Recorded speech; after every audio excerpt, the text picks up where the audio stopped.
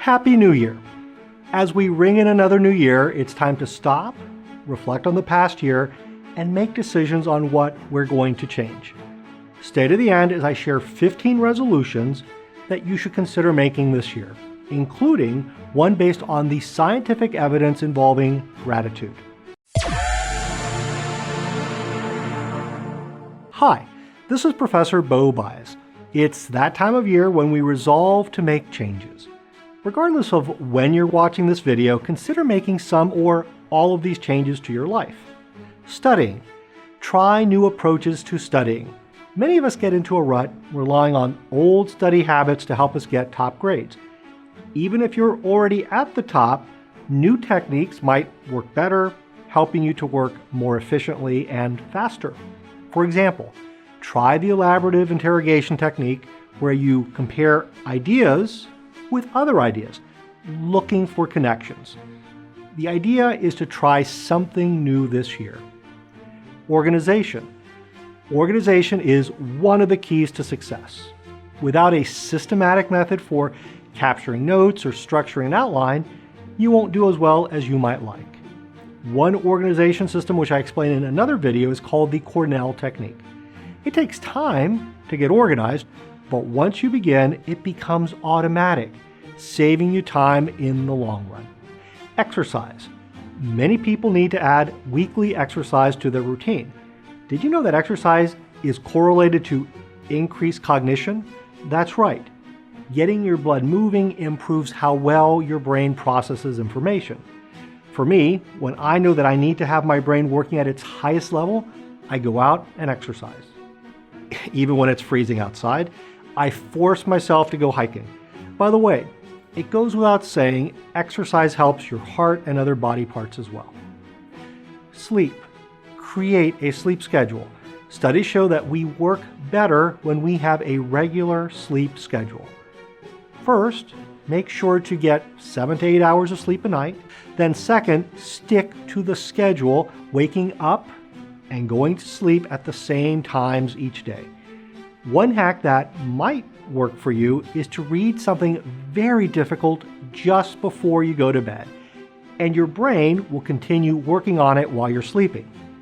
However, one student told me a few weeks ago that he can't do that.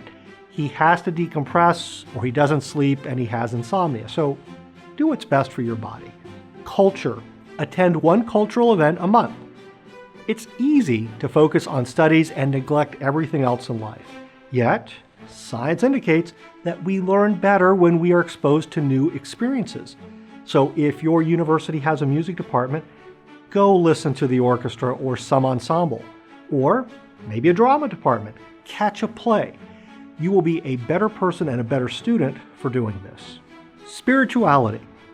All of us have a spiritual dimension, which many of us express by attending formal religious services.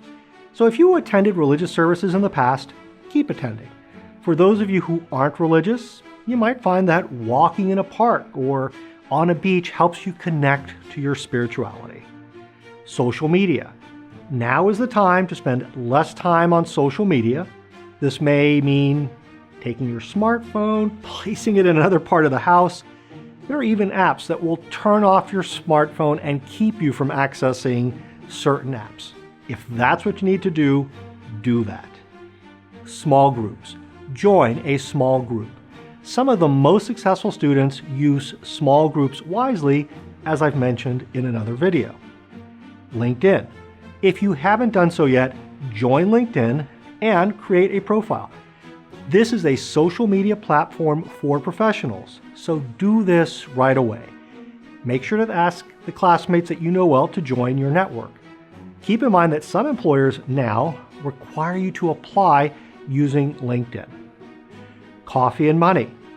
Make your coffee at home rather than buying it at a coffee house. With some coffee houses now charging more than $5 for a cup of coffee, you can save hundreds of dollars a year.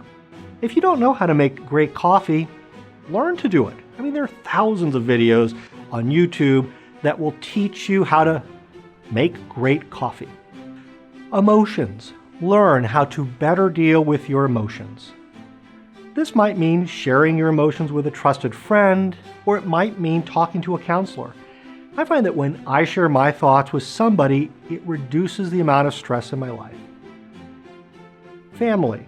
Create a schedule to talk to family if you don't live with them. If you're like me, you can get caught up with the daily routine of life and neglect the family that doesn't live near you. You'll feel better, and they'll feel better knowing that you're okay. Podcasts.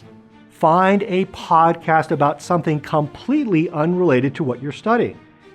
It's important for your mind to learn new things, which helps your brain learn better. Accountability. Work with a study buddy.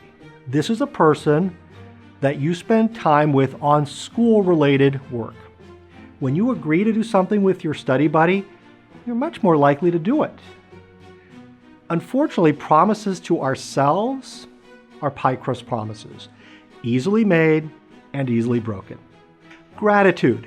Did you know that developing an attitude of gratitude can help your brain, improve your health, and help you get better sleep? There is scientific evidence that demonstrates the benefits of gratitude. So here's what you can do to become more grateful. In one study, participants were asked to write a letter of gratitude to someone each week. Though the vast majority of participants never sent those letters, the study showed that they had significant benefits just by writing the letter. So this year, start practicing gratitude. Start thinking about the little things in life that you're grateful for. Let me start this one by telling you that I am grateful for my wonderful wife and my 5 delightful children. As you make promises for the new year, share them with me in the comment section below. You might inspire someone else with your story. New videos every other Wednesday, so hit the subscribe and bell button so you can become a better student and a better lawyer.